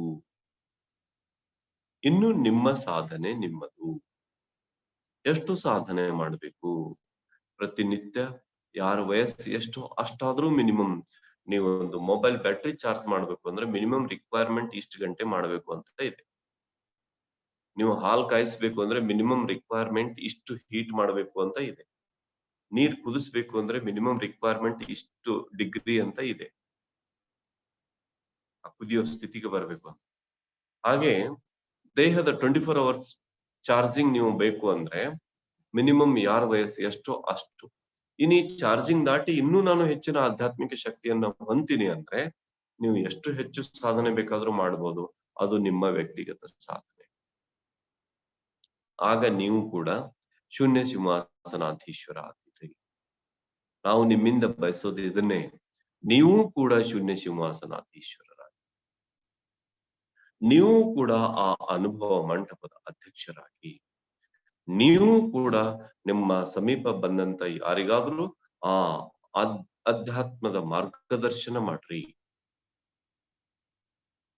ಅವರಿಗೂ ಕೂಡ ಜೀವನದಲ್ಲಿ ಒಂದು ದಾರಿಯನ್ನ ತೋರಿಸಿಕೊಟ್ರಿ ಅನ್ನೋ ಒಂದು ಕಳಕಳಿಯಿಂದ ಪಿರಮಿಡ್ ಸ್ಪಿರಿಚುವಲ್ ಸೊಸೈಟೀಸ್ ಮೂವ್ಮೆಂಟ್ ಪ್ರಪಂಚದಾದ್ಯಂತ ಸುಮಾರು 10,000ಗಿಂತಲೂ ಹೆಚ್ಚು ಧ್ಯಾನ ಕೇಂದ್ರಗಳ ಮೂಲಕ ನಿಮ್ಮೆಲ್ಲರಿಗೂ ನೇರವಾಗಿ ಜ್ಞಾನವನ್ನ ನೀಡುತ್ತಾ ಇದೆ. ನಿಮಗೆ ನೇರವಾಗಿ ಅಲ್ಲದೆ ಈ ಟೆಕ್ನಾಲಜಿ ತಂತ್ರಜ್ಞಾನದ ಸಹಾಯದಿಂದ ನಿಮ್ಗೆ 24/7 ಅವೈಲೇಬಲ್ ಆಗುವಂತ ಸದಾ ಕಾಲವೂ ನಿಮಗೆ ಜ್ಞಾನ ಸಿಗುವಂತ ಸಂಪೂರ್ಣ ಸೇವೆಯನ್ನ ನಿಮಗೆ ಉಚಿತವಾಗಿ ನೀಡ್ತಾ ಇದೆ. ಇಡೀ ಪಿರಮಿಡ್ ಮಾಸ್ಟರ್ ಅಲ್ಲಿ ಯಾರೊಬ್ಬರು ಯಾರಿಂದನೂ ಒಂದ್ ಪೈಸೆ ತಗೊಳ್ಳದೆ ತಮ್ಮ ಸ್ವಂತ ಖರ್ಚಿನ ಮೇಲೆ ತಮ್ಮ ಜೀವನವನ್ನ ನಡೆಸಿಕೊಂಡು ತಮ್ಮ ಜೀವನವನ್ನ ತಾವು ಉದ್ಧಾರ ಮಾಡಿಕೊಂಡು ಇಡೀ ಜಗತ್ತಿನ ಜನರಿಗೆ ತಮ್ಮ ಜೀವನವನ್ನು ಉದ್ಧಾರ ಮಾಡ್ಕೊಳ್ಳೋದಕ್ಕೆ ಮಾರ್ಗದರ್ಶನ ಮಾಡ್ತಾರೆ. ಅವತ್ತು ಶೂನ್ಯ ಸಿಂಹಾಸನಾಧೀಶ್ವರ ಆಗಿರುವಂತ ಅಲ್ಲಮ ಪ್ರಭು ತಮ್ಮ ಆ ಅಲ್ಲಮಗಿರಿಯಿಂದ ಶ್ರೀಶೈಲವರೆಗೂ ನಡ್ಕೊಂಡು ಹೋಗಿ ತಮಗೆ ಮಾರ್ಗದಲ್ಲಿ ಬಂದಿರುವಂತ ಎಲ್ಲರಿಗೂ ಜ್ಞಾನೋದಯವನ್ನ ನೀಡ್ತಾ ನೀಡ್ತಾ ನೀಡ್ತಾ ನೀಡ್ತಾ ಹೋದ್ರು. ತಮ್ಮ ಜೀವನವನ್ನ ಜ್ಞಾನವನ್ನ ನೀಡೋದ್ರಲ್ಲೇನೆ ಅವರು ಕಳೆದ್ರು. ಆ ಸ್ಥಿತಿಯನ್ನ ನೀವು ಕೂಡ ಪಡ್ಕೊಡ್ರಿ ಅಂತ ನಿಮ್ಗೆಲ್ಲರಿಗೂ ಹೇಳ್ತಾ ಈ ಪಿರಮಿಡ್ ಸ್ಪಿರಿಚುವಲ್ ಸೊಸೈಟೀಸ್ ಮೂವ್ಮೆಂಟ್ ನಿಮಗೆ ಧ್ಯಾನ ಕಸ್ತೂರಿ ಮ್ಯಾಗಝಿನ್ ಮೂಲಕ. ಧ್ಯಾನ ಕಸ್ತೂರಿ ಮ್ಯಾಗಝಿನ್ ನಿಮ್ಗೆ ಆ ವಿಳಾಸವನ್ನ ನಿಮ್ಗೆ ನೀಡ್ತಾರೆ. ಆ ಮ್ಯಾಗಝಿನ್ ಕೂಡ ನಿಮ್ಗೆ ಪ್ರತಿ ವಾರ ತೋರಿಸ್ತಾರೆ ನಿಮ್ಗೆ ಕ್ಲಿಯರ್ ಆಗಿ. ಧ್ಯಾನ ಕಸ್ತೂರಿ ಮ್ಯಾಗಝಿನ್ ಓದ್ತಾ, ಯಾಕೆ ಧ್ಯಾನ ಕಸ್ತೂರಿ ಹೇಳ್ತೀರಿ ಸರ್, ಬೇರೆ ಯಾಕೆ ಮ್ಯಾಗಝಿನ್ ನಾವು ಓದಬಾರದು? ಓದಿ ಪರವಾಗಿಲ್ಲ, ಆದ್ರೆ ಧ್ಯಾನ ಕಸ್ತೂರಿ ಮ್ಯಾಗಝಿನ್ ಅಲ್ಲಿ ನಿಮಗೆ ಅವರವರು ಪಡೆದ ವೈಯಕ್ತಿಕ ಅನುಭವಗಳನ್ನು ಕೂಡ ಹಂಚಿಕೊಂಡು ನಿಮ್ಮ ಸಾಧನೆಗೆ ಪ್ರೇರಣೆ ಆಗುವಂತ ಸಂದೇಶಗಳದ. ಬ್ರಹ್ಮರ್ಷಿ ಪಿತಾಮಹ ಪತ್ರಿಜಿಯವರು ನಿಮ್ಮನ್ನ ಅಪ್ಲಿಫ್ಟ್ ಮಾಡೋದಕ್ಕೆ, ನಿಮ್ಮ ಆತ್ಮೋನ್ನತಿಯನ್ನ ಹೆಚ್ಚುಗೊಳಿಸೋದಕ್ಕೆ, ನಿಮ್ಮ ಆತ್ಮನ ಚೈತನ್ಯ ಸ್ಥಾಯಿಯನ್ನ ಹೆಚ್ಚುಗೊಳಿಸೋದಕ್ಕೆ ಅವರು ನೀಡಿರುವಂತಹ ಸಂದೇಶಗಳು ತುಂಬಿದೆ. ಅವರು ತಮ್ಮ ಜೀವನದಲ್ಲಿ ಪಡ್ಕೊಂಡ ಅನುಭವಗಳ ಸಾರವನ್ನ ಅವರು ನಿಮ್ಗೆ ನೀಡಿರ್ತಾರೆ. ಭೂಮಿ ಮೇಲೆ ಅತ್ಯದ್ಭುತವಾದ ಮಾಸಪತ್ರಿಕೆ ಯಾವ್ದಾದ್ರು ಇದ್ರೆ ಅದು ಪ್ರತಿಯೊಂದು ಭಾಷೆಯಲ್ಲಿ ಸಿಗುವಂತ ಧ್ಯಾನ ಜಗತ್, ಧ್ಯಾನ ಕರ್ನಾಟಕ, ಧ್ಯಾನ ಕಸ್ತೂರಿ, ಅಥವಾ ಪ್ರತಿಯೊಂದು PSSM ನೇತೃತ್ವದಲ್ಲಿ ಬರುವಂತ ಪ್ರತಿಯೊಂದು ಮ್ಯಾಗಝಿನ್, ಅದು ಸ್ಪಿರಿಚುವಲ್ ಇಂಡಿಯಾ, ಧ್ಯಾನ ಭಾರತ್, ಸ್ಪಿರಿಚುವಲ್ ಸೈನ್ಸ್, ಇವು ನಿಮ್ಗೆ ಅದ್ಭುತವಾದ ಜ್ಞಾನವನ್ನ ನೀಡುವಂತ ಪತ್ರಿಕೆಗಳು. ಈ ಚಾನೆಲ್ ಅನ್ನ ನೋಡ್ರಿ, ಸ್ವಾಧ್ಯಾಯ ನಿಮ್ಮ ಇಡೀ ಜೀವನದಲ್ಲಿ ಎಷ್ಟು ಮಾಡಿದರೂ ಕಡಿಮೆ. ಇದು ನೀವೆಲ್ಲರೂ ಬರೆದಿಟ್ಕೊಳ್ಳುವಂತ ಮಾತು. ನೀವು ಬಸವಗಳ ಇವರು ಹಸಗೆಡಿಸಿಹರೆಂದು ಅನ್ನೋ ಸ್ಥಿತಿನ ನೀವು ಹೆಚ್ಚು ಹೆಚ್ಚು ಜಾಗರೂಕತೆಯಿಂದ ನೀವು ಕಾಪಾಡ್ಕೊಳ್ಬೇಕು ಅಂದ್ರೆ ಅಲ್ಲಿ 4 ಹಂತದ ಮಾತುಗಳನ್ನ ತಿಳ್ಕೊಳ್ರಿ. ನೀವು ಧ್ಯಾನ ಸಾಧನೆ ಮಾಡ್ತೀರಿ, ಆ ಸ್ಥಿತಿಯನ್ನ ಕಾಪಾಡ್ಕೊಳ್ಳೋದಕ್ಕೆ ನೀವು ಬಂದಿದ್ದೀರಿ. ಆದ್ರೆ ಮಾಡಿದ ಧ್ಯಾನ ಸಾಧನೆಯನ್ನ ನೀವು ಸ್ವಾಧ್ಯಾಯದ ಮೂಲಕ, ಸಜ್ಜನ ಸಾಂಗತ್ಯದ ಮೂಲಕ ನೀವು ಆ ಸ್ವಾಧ್ಯಾಯ, ಆ ಆತ್ಮ ಜ್ಞಾನ ಸ್ಥಿತಿಯನ್ನ ಹೆಚ್ಚು ಹೆಚ್ಚು ವೃದ್ಧಿಗೊಳಿಸಬಹುದು. ನೋಡ್ರಿ, ಅಲ್ಲಮ್ಮ ಪ್ರಭು ಅದನ್ನ ರಕ್ಷಣೆ ಮಾಡ್ಕೊಳ್ಳೋದು ಹೇಗೆ ಅಂತ ಹೇಳ್ಕೊಟ್ರು. ಪತ್ರಿಜಿಯವರು ಇನ್ನೂ ಒಂದು ಹೆಜ್ಜೆ ಮುಂದೆ ಹೋಗಿ ಆ ಡಿಫೆನ್ಸಿವ್ ಆ ಸ್ಥಿತಿಯನ್ನ ದಾಟಿ ಅಗ್ರೆಸಿವ್ ಸ್ಥಿತಿಯಲ್ಲಿ ಆ ಹೆಚ್ಚಿನ ಸಾಧನೆಯನ್ನ ನಾವು ಯಾವ ರೀತಿ ಪಡ್ಕೊಳ್ಬೇಕು ಅನ್ನೋದನ್ನ ಕೊಟ್ಟು, ನೀವು ಧ್ಯಾನ ಸಾಧನೆ ಮಾಡಿದ್ಮೇಲೆ ಸ್ವಾಧ್ಯಾಯದ ಮೂಲಕ, ಸಜ್ಜನ ಸಾಂಗತ್ಯದ ಮೂಲಕ, ಪಿರಮಿಡ್ ಶಕ್ತಿಗಳನ್ನ ಉಪಯೋಗಿಸಿಕೊಳ್ಳುವ ಮೂಲಕ ನೀವು ಯಾವ ರೀತಿ ನಿಮ್ಮೊಳಗಿನ ಆ ಸಸಿ ಇದೆಯಲ್ಲ ಅದನ್ನ ವೃಕ್ಷ ಮಾಡ್ಕೋಬೇಕು, ಮಹಾವೃಕ್ಷ ಮಾಡ್ಕೋಬೇಕು ಅನ್ನೋ ಮಾರ್ಗವನ್ನ ಬ್ರಹ್ಮರ್ಷಿ ಪಿತಾಮಹ ಪತ್ರಿಜಿಯವರು ನಿಮ್ಗೆ ನೀಡಿದ್ದಾರೆ. ಯಾರೂ ಕೂಡ ಈ ಮಾತುಗಳನ್ನ ತಪ್ಪದೆ, ಇದು ಪ್ರತಿಯೊಬ್ಬರಿಗೂ ಮತ್ತೆ ಹೇಳೋ ವಿಚಾರ ಏನು ಅಂದ್ರೆ, ಇದು ಶೂನ್ಯ ಸಿಂಹಾಸನ ಸ್ಥಿತಿಯನ್ನ ನಾನು ಕೂಡ ಹೊಂದುತ್ತೀನಿ ಅನ್ನುವಂತ ಅಪೇಕ್ಷೆ ಉಳ್ಳವರಿಗೆ ಈ 2 ಭಾಗಗಳ ವಚನ, ಇವು 2 ಭಾಗಗಳ ವಚನವನ್ನ ನೀವು ಪಾಲನೆ ಮಾಡಿದರೆ ನೀವು ನಿಮ್ಮ ಜೀವನದಲ್ಲಿ ನೀವು ಕೂಡ ಶೂನ್ಯ ಸಿಂಹಾಸನಾಧೀಶ್ವರರು. ಆ ಬರುವ ಎಲ್ಲ ಶೂನ್ಯ ಸಿಂಹಾಸನಾಧೀಶ್ವರರಿಗೆ ಈಗಲೇ ಇಲ್ಲಿಂದಲೇ ಪ್ರಣಾಮಗಳು. Thank you friends. ಇನ್ನು ನಿಮ್ಗೆ ಪ್ರಶ್ನೋತ್ತರಗಳೇನಾದ್ರೂ ಇದ್ರೆ ದಯವಿಟ್ಟು ನೀವು ಮುಂದಿನ ವಾರ ಭೇಟಿಯಾಗೋಣ. ನಿಮ್ಮ ಪ್ರಶ್ನೆಗಳನ್ನ ಕೇಳಿ ಮತ್ತೆ ಮುಂದಿನ ಹಂತದ ಸ್ಥಿತಿಯನ್ನ ನಾವು ಪಡ್ಕೊಳ್ಳೋಣ. Okay madam? Hello madam. Thank you so much sir. Thank you. ಮತ್ತೆ ಇನ್ನೊಂದು ವಂಡರ್ಫುಲ್ ಸೆಷನ್ ಇವತ್ತು ನಮಗೆ ಜಾಗರೂಕತೆ ಬಗ್ಗೆ, ಮತ್ತೆ ಆ ಸಮಸ್ಥಿತಿಯನ್ನ ಹೇಗೆ ಹೊಂದಬೇಕು ಅದರ ಬಗ್ಗೆ. ಜಾಗರೂಕತೆ ಅನ್ನೋದು ಎಷ್ಟು ಅವಶ್ಯಕತೆ ಪ್ರತಿಯೊಂದು ಕ್ಷಣ ಅನ್ನೋದು ತುಂಬಾ ಚೆನ್ನಾಗಿ ವಿವರಿಸಿದ್ದೀರಿ ಸರ್. ಹಾಗೆ ಪ್ರತಿಯೊಬ್ಬರಲ್ಲಿರುವ ಆ ಸಸಿ ಮರವಾಗಿ ಬೆಳೆಯೋದಕ್ಕೆ ಧ್ಯಾನ, ಸ್ವಾಧ್ಯಾಯ, ಸಜ್ಜನ ಸಾಂಗತ್ಯ ಅನ್ನೋದು ಎಷ್ಟು ಇಂಪಾರ್ಟೆಂಟ್, ಎಷ್ಟು ಪ್ರಾಮುಖ್ಯತೆ ಇದೆ ಅದಕ್ಕೂ ಅನ್ನೋದು ತುಂಬಾ ವಿವರಿಸಿದ್ದೀರಿ ಸರ್. ಇಲ್ಲಿ ನೋಡ್ರಿ ಮೇಡಮ್, ಆ ವಚನದ ಸೂಕ್ಷ್ಮತೆ ಅರ್ಥ ಮಾಡ್ಕೊಡ್ರಿ. ಇವರು ಎಂಟೈರ್ ಗ್ರಂಥಗಳಲ್ಲಿ ಆ ಡಿಫೆನ್ಸಿವ್ ಸ್ಥಿತಿಯಲ್ಲಿ ನೀವು ಹೆಚ್ಚು ಹೇಗೆ ಆ ಸಮತೆ ಸೈರಣೆ ಎಂಬ ಬೇಲಿಯ ನಿಕ್ಕಿ ಒಳಗಡೆ ಜಾಗರೂಕವಾಗಿರ್ಬೇಕು ಇದೆಲ್ಲ ಕಲಿಸಿದ್ರು. ಗ್ರೇಟ್ ಟೀಚಿಂಗ್ಸ್ ಆಗಿನ ಟೈಮ್ ಅಲ್ಲಿ. ಬಟ್ ಇವತ್ತು ಪತ್ರಿಜಿಯವರು not only defensive system, come out of it, ಇನ್ನೂ ಹೆಚ್ಚಿನ ಸ್ಥಿತಿಯನ್ನು ಹೆಚ್ಚು ಹೇಗೆ ಮಾಡ್ಕೋಬೇಕು, ಅವರು ರಕ್ಷಣೆ ಮಾಡ್ಕೊಳ್ಳೋ ಸ್ಥಿತಿಯನ್ನ ಹೇಳಿದ್ರು. ಹ್ಮ್. ಆವಾಗಲೂ ಜಾಗರ ಬಿದ್ದು ಸಸಿಯ ಸಲಹಿದೆನು, ಪ್ರೊಟೆಕ್ಟ್ ಮಾಡ್ಕೊಂಡೆ. ಬಟ್ ಪತ್ರಿಜಿಯವರು ಹೇಳ್ತಾರೆ ಅದನ್ನ ನೀವು ಹೆಚ್ಚಿಸಿಕೊಳ್ಳಿ. This is greatest difference madam please. ಪತ್ರಿಜಿಯವರು ಹೇಳೋ 4 ಪಾಯಿಂಟ್ಗಳು ಅಲ್ಲಮ್ಮ ಪ್ರಭು ಅವರು ಹೇಳುವ ಈ ಪಾಯಿಂಟ್ಗಳಿಗೆ, ಈ ಮುನ್ನುಡಿಯ ಮಾತಿಗೆ ಮುಂದಿನ ಹಂತದ ನೆಕ್ಸ್ಟ್ ಜನರೇಷನ್ ಹಂತದ ಜ್ಞಾನ ಮೇಡಮ್ ಅದು. ಅದು ಮತ್ತು ಇದು ಎರಡು ಇಂಟರ್ಲಿಂಕ್ ಮಾಡಿದ್ರೆ ನಾವು ಈ ಜನ್ಮದಲ್ಲಿಯೇ ಕೆಲವೇ ದಿನಗಳಲ್ಲಿ ಶೂನ್ಯ ಸಿಂಹಾಸನಾಧೀಶ್ವರ ಆಗ್ತೀವಿ. ಇದು ನಿಶ್ಚಿತವಾದ ಮಾತು. ಇದು ನಿಶ್ಚಿತವಾದ ಇದು ನಿಶ್ಚಿತವಾದ. Please continue. Correct sir. ಆ ಶೂನ್ಯ ಸ್ಥಿತಿಯೇ ಇಂಪಾರ್ಟೆಂಟ್ ಎಲ್ಲದಕ್ಕೂ. ಇಲ್ಲಾಂದ್ರೆ ಪ್ರತಿಯೊಂದು ತುಂಬಿಸ್ಕೊಂಡ್ ಬಿಟ್ರೆ ಅದು ನಾವು ಸುಮ್ನೆ ಆ ಕರ್ಮದಲ್ಲಿ ಸಿಕ್ಕಾಕೊಂತಾ ಇದೀವಿ. ಮತ್ತೆ ಎಕ್ಸಾಕ್ಟ್. ಮತ್ತೆ ಜನ್ಮ ತಗೊಳ್ಬೇಕಾಗ್ತಾ ಇದೆ. ಹೌದು ಮೇಡಮ್. ಸೊ ಆ ನಮ್ಗೆ ಶೂನ್ಯ ಸ್ಥಿತಿ.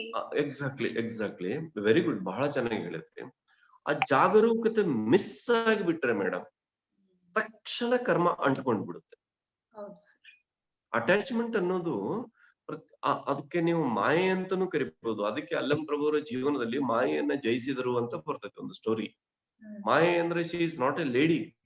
ಮಾಯೆ ಅಂದ್ರೆ ಒಂದು ಪ್ರತೀಕ. ಅದು ನಮ್ಗೆ ಬರೋ ಅಟ್ಯಾಚ್ಮೆಂಟ್ ಅನ್ನ ಯಾವ ಮೂಲಕನಾದ್ರೂ ಬರುತ್ತೆ ಅನ್ನೋ ಒಂದು ಒಂದು ಅವೇರ್ನೆಸ್ ನಿಂದ ಯಾವುದೂ ರೀತಿ ಅಟ್ಯಾಚ್ ಆಗದೆ ಇರುವಂತ ಸ್ಥಿತಿ ಇದೆಯಲ್ಲ, ಅದು ಮಾಯೆಯನ್ನ ಪ್ರತಿಕ್ಷಣ ಜಯಿಸೋ ಪ್ರಾಸೆಸ್. ಅದನ್ನ ನಾವೆಲ್ಲರೂ ಪಡ್ಕೊಂಡ್ರೆ ಇದೇ ಸ್ಥಿತಿನಲ್ಲಿ ನಾವೆಲ್ಲರೂ ಶೂನ್ಯ ಸಿಂಹಾಸನಾಧೀಶ್ವರ ಆಗಿರ್ತೀವಿ. ಈ ಹೇಳುವವರ PMC ಚಾನೆಲ್ ನ ಈ ಪಿರಮಿಡ್ ಕಾಲ್ ಸರ್ವಿಸ್, ಈ ನಿಮ್ಗೆ ಈ ಸೇವೆಯ ಒಟ್ಟು ಕಾಳಜಿ ಏನು ಅಂದ್ರೆ ಕನ್ನಡ ಭಾಷೆ ಬಲ್ಲಂತ ಪ್ರತಿಯೊಬ್ಬರು ಶೂನ್ಯ ಸಿಂಹಾಸನಾಧೀಶ್ವರ ಆಗ್ರಿ ಅನ್ನೋ ಒಂದು ಕಳಕಳಿ. Madam please. Correct sir. Thank you so much sir. Thank you madam for providing me this opportunity. ವಾರ ನೀವು ತುಂಬಾ ಆಳಕ್ಕೆ ಈ ವಿಷಯವನ್ನ ತಗೊಂಡೋಗ್ತಾ ಇದ್ದೀರಿ. ಲಾಸ್ಟ್ ಟೈಮ್ ಶ್ವಾಸ, ಅದರ ಪ್ರಾಮುಖ್ಯತೆ ಏನು, ಆ ಶೂನ್ಯ ಸ್ಥಿತಿಯನ್ನ ಹೇಗೆ ಹೊಂದಬಹುದು ಶ್ವಾಸದ ಮೂಲಕ ಅನ್ನೋದು ಚೆನ್ನಾಗಿ ವಿವರಿಸಿದ್ದೀರಿ. ಇನ್ನು ಮುಂದುವರಿಸುತ್ತಾ ಈ ಸತಿ ಜಾಗರೂಕತೆ ಬಗ್ಗೆ, ಆ ಸಮಸ್ಥಿತಿ ಬಗ್ಗೆ, ಮತ್ತೆ ನಮ್ಮಲ್ಲಿರುವ ಸಸಿಯನ್ನು ಮರವಾಗಿ ಹೇಗೆ ಬೆಳೆಸ್ಕೋಬಹುದು ಅನ್ನೋದು ತುಂಬಾ ಚೆನ್ನಾಗಿ ವಿವರಿಸಿದ್ದೀರಿ ಸರ್. Thank you so much sir. So ಮತ್ತೆ ಮತ್ತೆ ನಾವು ತಿಳ್ಕೊಳ್ಳೋಣ ಸ್ನೇಹಿತರೆ, ಕೇತಪ್ಪ ಸರ್ ಅವರಿಂದ ಇನ್ನು ಅಲ್ಲಮ ಪ್ರಭುರವರ ಆ ಜ್ಞಾನವನ್ನು ನಾವು ಆಳವಾಗಿ ಹೇಗೆ ಅರ್ಥ ಮಾಡ್ಕೋಬೇಕು ಅನ್ನೋದು ಕೇತಪ್ಪ ಸರ್ ತುಂಬಾ ನಮ್ಗೆ ಹೇಳ್ಕೊಡ್ತಾ ಇದ್ದಾರೆ.